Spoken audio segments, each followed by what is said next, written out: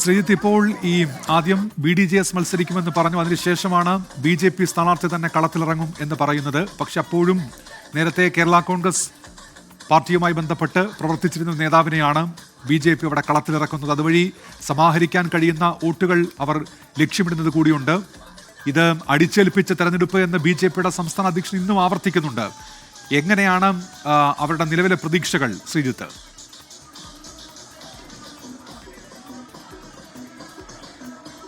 തീർച്ചയായും അടിച്ചേൽപ്പിച്ച തെരഞ്ഞെടുപ്പ് എന്നതിൽ നിന്ന് യാതൊരു തരത്തിലുള്ള മാറ്റവും BJPക്കില്ല. കാരണം ഇടത് വലത് മുന്നണികൾ അവർ അടിച്ചേൽപ്പിച്ച ഒരു തെരഞ്ഞെടുപ്പാണിത്, അനാവശ്യമായ ഒരു തെരഞ്ഞെടുപ്പാണെന്ന നിലപാടിൽ രാജീവ് ചന്ദ്രശേഖർ യാതൊരു മാറ്റവുമില്ലാതെ തുടരുകയാണ്. ഇന്ന് രാവിലെയും അദ്ദേഹം ആ ഒരു നിലപാട് തന്നെയാണ് വ്യക്തമാക്കിയത്.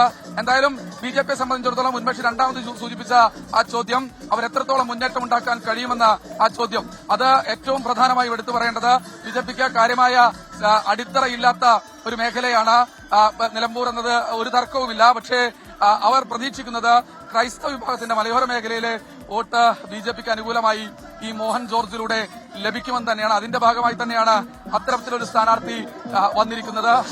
അവർ വലിയ പ്രതീക്ഷ കൈവെക്കുന്നുണ്ട്. അത് ഒരു 10,000-ലധികം വോട്ടുകളെങ്കിലും ഉറപ്പായും സമാഹരിക്കാൻ, ഈ മണ്ഡലത്തിൽ അധികമായി സമാഹരിക്കാൻ കഴിയും എന്നൊരു പ്രതീക്ഷ അവർ ഇതിനകം തന്നെ മുന്നോട്ട് വെക്കുന്നുണ്ട്. ക്രൈസ്തവ സഭാ നേതൃത്വമൊക്കെയായി BJP നേതാക്കൾ ഇതിനകം തന്നെ സംസാരിച്ചു കഴിഞ്ഞു എന്നാണ് വിവരം.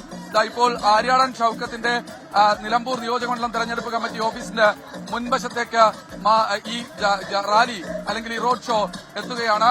UDFന്റെ പ്രധാനപ്പെട്ട നേതാക്കളൊക്കെ തന്നെ ഇവിടെയാണ് ഉള്ളത്. എന്തായാലും വലിയ ആവേശം ഈ ഒരു ഘട്ടത്തിലുണ്ട്. UDF സ്ഥാനാർത്ഥി ആര്യാടൻ ഷൌക്കത്ത് മറ്റൊരു മേഖലയിൽ പ്രചരണത്തിലാണ്. UDFന്റെ പ്രവർത്തകരാണുള്ളത്. അവരെയെല്ലാം നോക്കി കൈവീശി കാണിക്കുന്ന കാഴ്ചയാണ് കാണുന്നത്.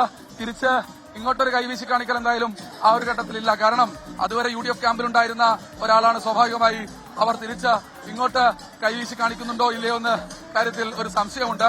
എന്തായാലും സ്ഥാനാർത്ഥി അങ്ങോട്ട് വല്ലാത്ത തോതിൽ കൈവീശി കാണിക്കുന്നുണ്ട്. പക്ഷേ തങ്ങളുടെ പഴയ കേരള കോൺഗ്രസ് ജോസഫിലെ പ്രവർത്തകനും അതുപോലെ തന്നെ നേതാവും ഒക്കെയായ മോഹൻ ജോർജിനെ ഒന്ന് മൈൻഡ് ചെയ്യാൻ പോലും UDFന്റെ പ്രവർത്തകർ ഈ ഒരു ഘട്ടത്തിൽ തയ്യാറാകുന്നില്ല എന്നതും കാണാതിരുന്നു. എന്തായാലും ഈ റോഡ് ഷോ കടന്നു വരികയാണ്. BJPയെ സംബന്ധിച്ചിടത്തോളം അവർക്ക് മറ്റു കാര്യമായ ചലനങ്ങളൊന്നും ഉണ്ടാക്കാൻ മുൻ തെരഞ്ഞെടുപ്പുകളിൽ സാധിച്ചിട്ടുണ്ടായിരുന്നില്ല. പക്ഷേ ഇങ്ങനെ ഒരു സ്ഥാനാർത്ഥിയെ കൊണ്ട് അവർ മുന്നേറ്റമുണ്ടാക്കാം. അത് ദേശീയ രാഷ്ട്രീയ വികസനമൊക്കെ പറഞ്ഞുകൊണ്ട് ഒരു മുന്നേറ്റം ഉണ്ടാക്കാൻ സാധിക്കുമെന്ന ഒരു പ്രതീക്ഷയാണ് അവർ ഇതിനകം തന്നെ പങ്കുവയ്ക്കുന്നത്. ഉന്മേഷ്, ശ്രീജിത്ത് ശ്രീകുമാറിനാണ് ഇപ്പോൾ വിവരങ്ങൾ നൽകിക്കൊണ്ടിരിക്കുന്നത്. NDA സ്ഥാനാർത്ഥിയുടെ റോഡ് ഷോ ഇപ്പോൾ ആരംഭിച്ചു കഴിഞ്ഞിരിക്കുന്നു. റോഡ് ഷോ അവിടെ നിലമ്പൂർ താലൂക്ക് ഓഫീസിന് സമീപത്ത് വരെ എത്തും. അതിനുശേഷമായിരിക്കും നേതാക്കൾ അവിടെ നിന്ന് നിലമ്പൂർ ഓഫീസിലേക്ക് എത്തുക. അവിടെയാണ് പത്രികാ സമർപ്പണം നടക്കുക. ഇപ്പോൾ റോഡ് ഷോ പുരോഗമിക്കുകയാണ്. BJPയുടെ സംസ്ഥാന അധ്യക്ഷൻ തുഷാർ വെള്ളാപ്പള്ളി, BJPയുടെ മുതിർന്ന നേതാവ് PK കൃഷ്ണദാസ് ഉൾപ്പെടെയുള്ളവർ ഈ റോഡ് ഷോയിൽ സ്ഥാനാർത്ഥിയെ അനുഗമിക്കുന്നുണ്ട്. പത്രികാ സമർപ്പണത്തിലേക്ക് കടക്കുകയാണ് NDA സ്ഥാനാർത്ഥി.